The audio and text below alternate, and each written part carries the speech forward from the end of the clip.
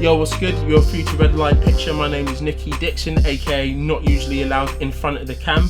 If you watch any of our videos, I'll post all the links there. We do podcasts, we help out with Premiere Battles, shout Premiere Battles, and we're also part of the Talk About It network as well. Find us on Spotify, find us on SoundCloud. I'll put all the links after as well. I don't usually do this. I've literally just run up to my office and I just have to do this quick reaction trailer because goddamn, Star Wars has just dropped. D23 trailer has just dropped and it is full of all the nostalgia. It is full of all the grandeur that you could expect from one of these trailers, and also it's full of all the what the fucks that you're gonna get out of these trailers as well. This trailer left me thinking like, what is this? What is going on? So I'm gonna play it real quick right now. Follow it along. If you've not seen it yet, then follow it with me. I'm gonna talk through it obviously because of copyright reasons on YouTube. And we're just going to get into it. Hopefully there are going to be no trailers beforehand. Please allow me. Yeah.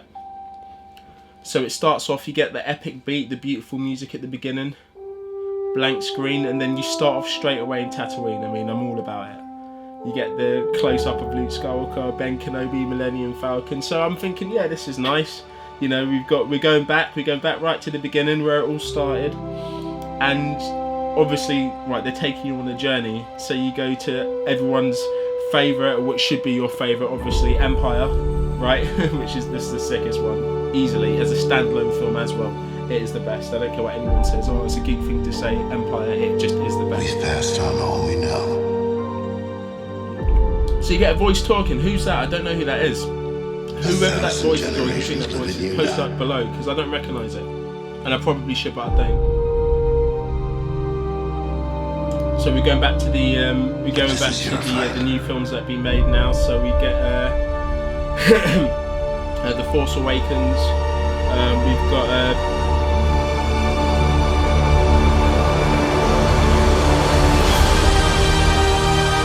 So we've got the new footage now.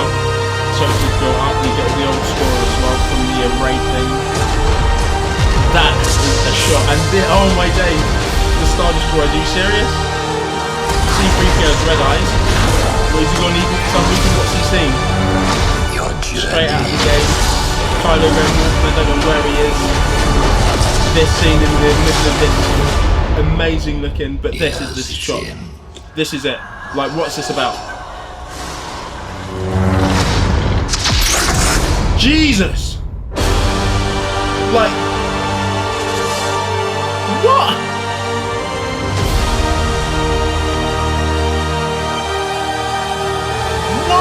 Like, what the fuck?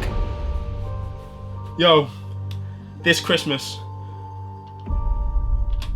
And that little jingle at the end of Ray's thing, we just finished it off nicely. Gee, what the fuck? What? Are you serious? Do you know what? I don't know if my reaction is literally too wild, because I know a lot of fans are going to go, yeah, but it was properly expected. We all thought Ray was probably going to turn out bad or whatever. Yeah, maybe, but seriously, to drop it, to have the balls enough to drop it in the trailer, Disney.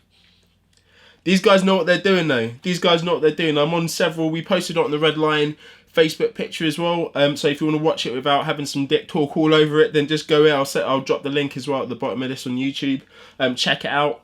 The trailer itself is absolutely epic. I love the run through. I love the nostalgia. But Jesus, we always knew that her using the big staff. We was like, everyone was saying she's gonna dual wield. Definitely, she's going to have a lightsaber, she's going to dual. I was expecting blue at the end of those motherfuckers. I wasn't expecting no red lightsabers. God damn! What does it mean? What does it mean? Because Kylo Ren, in the Last Jedi, he had the opportunity to be good. She says, no, be good with me, let's just do it anew. You know what I mean? Fair enough, the Jedi might not exist, but let us do something anew, but on the right way of doing things. And he was like, nah, man. I don't want to go the way of the standard way of the Sith, but I want to do things my way, and it ain't your way, so you join me. He had an opportunity to go full good, and she wanted him to go there, so why would she be bad in this one after all that? Have they just done this to throw us off? Have they just done this to go, actually, this is like a premonition or a dream that she might have, that she has to kind of, what she could be if she doesn't go full good? If that's the case, a bit of a cop-out, to tell you the truth. I want to see her use that thing. Is it a clone? Is she a clone? You know, I know that Mike Good And Alan Brannan, shout out the guys that do the Red Line podcast. These are the guys that say I'm never allowed in front of the camera, and for good reason, because I just go on camera and I just chat bare shit all the time. So they just go, Nick, just stay off it. But it has to be done. A reaction trailer is needed. But they've got their own theories. We're meeting up together this week. We're going to review the trailer again, and then we're going to actually put down some Star Wars theories that they think is going to be what's actually going to happen, and more importantly, what they want to happen. And I love geeking out, because obviously some of the stuff that we want to happen in it is stuff that Disney will be like, it's a good idea, but no way. No way. Mike will say, I want everyone to die. No, it's obviously not going to happen. However, he said the same thing about Infinity War. And well, no one's going to die in Infinity Wars, man. Come on. Or there might be a couple of deaths, you know what I mean? But no. He got pretty much 98% of Infinity Wars right. Like, properly. Even the moon bit, where Thanos smashes the thing and chucks it down on Tony Stark. He got that right. I looked at him in the cinema. I was like, are you working with these guys? Are you working for it? Can get me a job in Disney? It's crazy. But this has blown my mind. There's so many questions that open so many questions. Like, what does that mean right there at the end? And it's not even just, obviously, if you just look at it on face value, yeah, okay, right, she then joins the Sith or becomes part of the dark side. Maybe she's manipulated by the Emperor, who we all know from the first trailer is in it this time. You know, but if that were the case, would they show us straight away? Would that not just be the big twisty surprise at the end? You know, or are they just doing this to throw us off completely? Or have they done it and this is actually what happens, but we feel that they're going to throw us off, so they're just going to put it in anyways? What these guys have done is ballsy.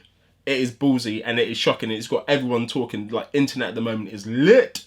Like, geeks are going mental at the moment. They've got people running out on their anniversary dinners and shit, just like, what the fuck? Going home to podcast this shit and stuff.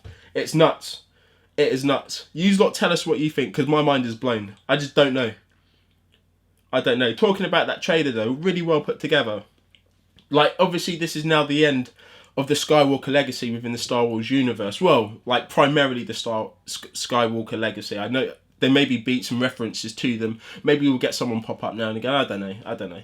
But I know that this is the end of the main Star Wars Skywalker legacy, so it's not now about them. We're going to drift off to different parts of the universe, focus on other characters, standalone films and whatnot. Obviously, we've got The Mandalorian coming. Oh, if you haven't seen the trailer for Mandalorian, which they dropped at D23, my God, watch it. It's artwork. It is beautiful.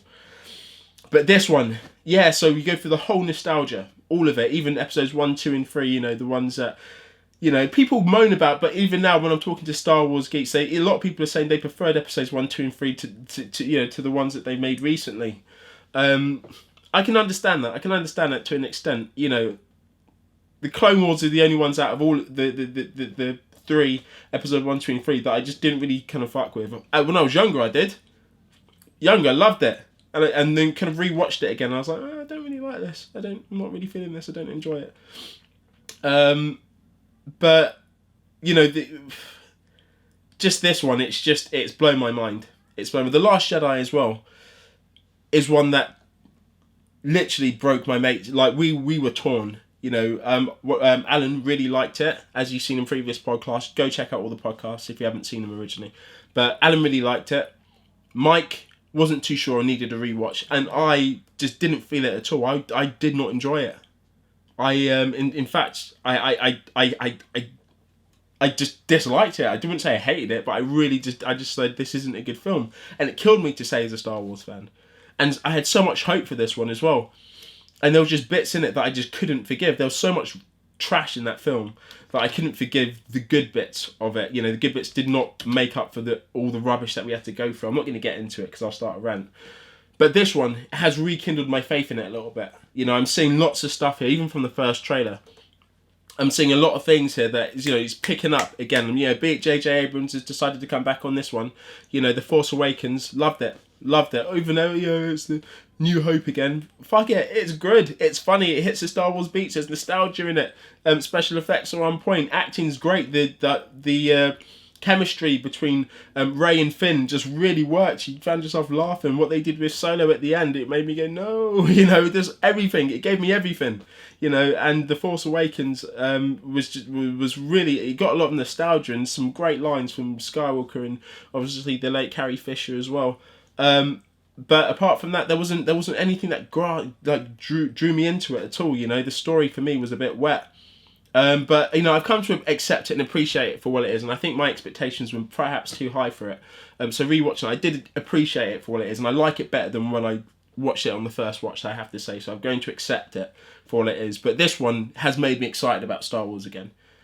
Genuinely excited. And a lot of people are saying online, no, fuck it, Disney, you fucked up. I don't like this. You know, a lot of people are just saying, wow. You know, a lot of people are in the same bandwagon as me. And it's always the same. Disney know how to make trailers, let's face it. Be it Avengers, you know, Civil War trailer. I remember that being one of the best trailers that I've seen for like an Avengers-esque film before. And for me, I just watched it and when they dropped Spidey right at the end as well, I remember everyone in the room was just like, crazy. Disney know how to make trailers, so they know what they're doing. They want to do this to us. And this is exactly how they want us to feel. They want us to be excited about it again. They want to start talking about it, sharing this stuff, blogging, geeking out fully with our mate. I mean, we're going to be talking about this for weeks now. Yeah, maybe until December. You know what I mean? Until we actually go see it in the cinema. We're probably just going to end up just chatting about it until then. But yeah, fully gassed for this one. Absolutely gassed. That's all I've got to say about it, really. I just needed to make this trailer. You guys just keep following us, man, because we're going to come up with theories. We're going to be talking all the geek stuff. We're interactive on our Facebook page, on our YouTube, Twitter, Instagram, all that stuff. So we will comment as well. You know, we're just geeks as well. We're not fans. We're not a flourishing media company, whatever. I'm doing this in the office in my house. You know, it's just chilled. But we're just geeks as well. And there's so many fan theories that we would not know about, so talk to us about it. If you've got an idea of why she's dual wielding the fucking Sith saber, mate, 2 red saber dual, mate, Jesus Christ. Oh, mate, if you have any ideas or any theories about why she may have turned to the dark side, or her version of the dark side perhaps, then let us know, man. Hit us up, talk to us about it. We want to hear it, man. We just want to hear everything, even if it's a bullshit theory. Tell us about what you want to happen, even though it may not be likely. Just talk to us, man. Just gas up a little bit. Let's get excited about this again. You know what I mean? Right, okay, make sure you follow the Talk About It network. Make sure you follow Redline. Make sure you follow our podcast. Make sure you stick with us on tweets. We're going to be tweeting the shit out of Star Wars until December, let's face it. There's a lot of fun things that D23 have come up with as well, stuff on their streaming network and service that is just looking absolutely on point. Mandalorian being one of those that's already spoken about before. So shouts to the Talk About It network. Follow us on SoundCloud, Spotify. Follow Redline on all social media platforms as well. I'm E.Dixon. Shouts to Flawless. Shouts to Tok. Shouts to my boys at Redline Picture. Alan and Mike, they're gonna fucking hate me because of that fucking shit. Shouts to my boys at Redline Picture, of course. Alan, Mike, save the best of us in it. Sarcasm City, Talk About It network, Redline Picture. Let's go.